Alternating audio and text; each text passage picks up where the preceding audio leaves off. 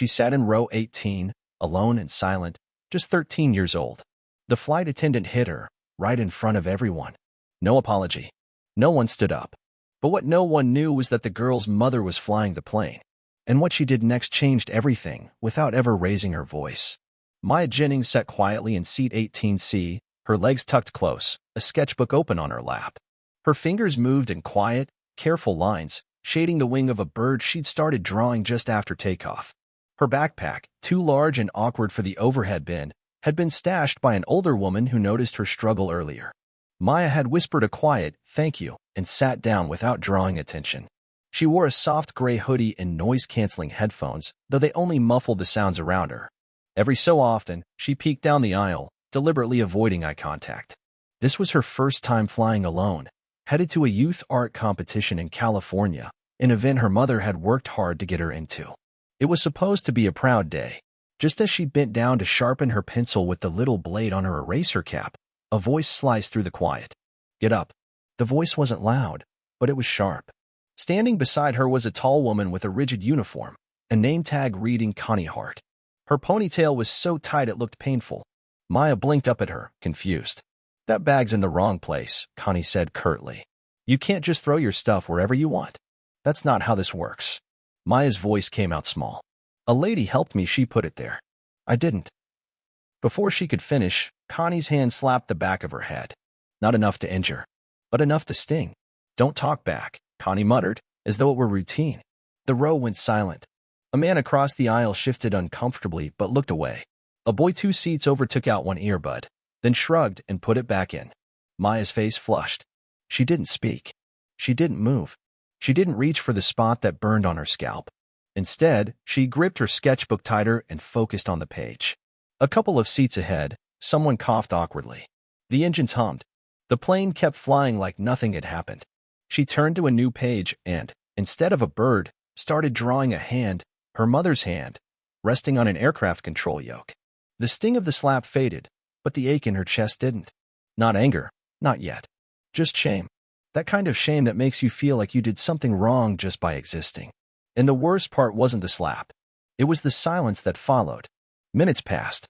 The flight attendant returned up the aisle, offering drinks to rows she hadn't skipped. Maya kept her head low. When Connie reached her row again, she didn't even glance at Maya. She served ginger ale to a couple behind her and continued on. Maya's tray remained up. Empty. The man in seat 18A shifted. His hair was gray at the temples, his voice steady when he finally leaned toward her and said in a whisper, "Did she hit you?" Maya didn't answer. She simply nodded once. Barely. He didn't react. He reached into the seat back pocket and retrieved a small notebook, scribbling something. Then he looked at her again. "You're not alone," he said. Maya bit the inside of her cheek. She wasn't sure whether to believe him. Her phone buzzed weakly in her pocket. A text from her mother. "Let me know when you land. Tracking you the whole way." Maya's thumb hovered over the reply field. She typed 3 words. Something bad happened. Then she deleted them. In the seat beside her, the man was still calm, watchful. Later, he pressed the call button. Nothing happened. He pressed it again. Still nothing. Eventually, a different flight attendant, a younger man named Evan, arrived. The man in 18A leaned in again. "I need to speak with someone." "Not her," he said, nodding toward the front. The younger attendant looked puzzled but nodded. "I'll check." When Evan returned, he was quiet, careful. "Would you like something to eat or drink?" he asked Maya. She shook her head. "Water?" he asked again. She nodded. He brought her a cup, set it gently on her tray, and added, "If you need anything else, I'll come." Not her. The kindness in his voice caught her off guard. She didn't respond, just took the cup and nodded again. The man beside her leaned in once more. "You didn't deserve that. And she doesn't get to pretend she didn't do it." Maya's fingers trembled slightly. "She'll just say I made it up." "I didn't," he said firmly. She held on to those 2 words. "I didn't." They meant someone else had seen her. Someone knew it was real. She hadn't told anyone on the plane that her mother was the captain, not because she was hiding it, but because that wasn't the point. Her mom had always taught her to blend in, follow rules, stay calm. But now, she didn't want to stay calm. She wanted to scream.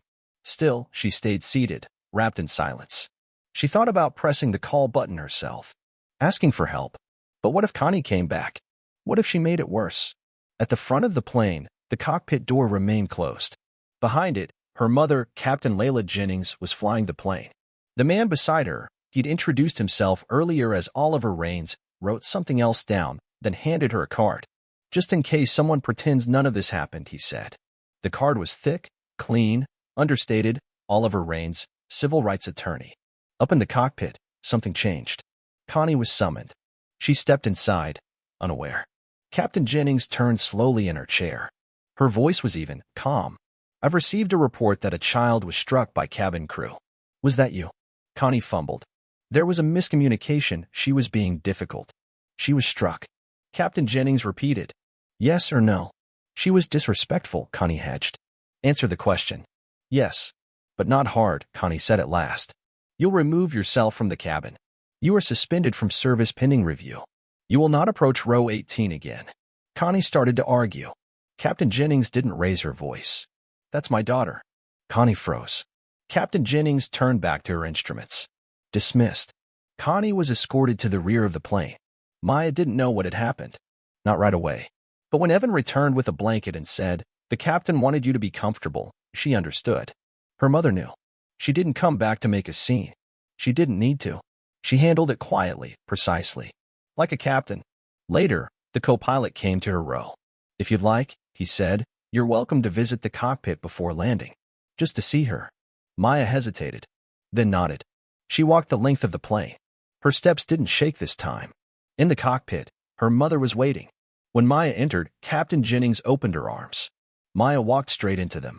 "I didn't know what to do," Maya whispered. "I just sat there." "You didn't have to do anything," her mother said. "That wasn't your job. That was mine." Maya sat in the captain's chair for a minute. Her mother pointed out the controls, the lights, the stars outside. "You want to learn this someday?" she asked. Maya nodded. Her mother smiled. "Then I'll teach you." When Maya returned to her seat, the cabin felt different. The silence didn't sting anymore. The air felt clearer. When the plane landed, Maya didn't rush. She stood tall. The woman who had hit her was gone. The passengers who had said nothing were silent still, but she didn't care anymore. She had been seen. She walked out of the plane, backpack over her shoulder, sketchbook tucked inside. Her mother followed behind, not in front, not leading her. Just there. Solid. Unshakable. That night, in the hotel room, Maya sat by the window, drawing the city lights below. Then she turned to a blank page and began sketching a plane. Inside, a girl sat in row 18, sketchbook in her lap. Calm. Quiet. Still here. Not invisible. She added a second figure behind her. Watching. Steady. A captain. A mother. Maya smiled, closed her sketchbook, and whispered to the night outside. "I belong here." And this time, she believed it.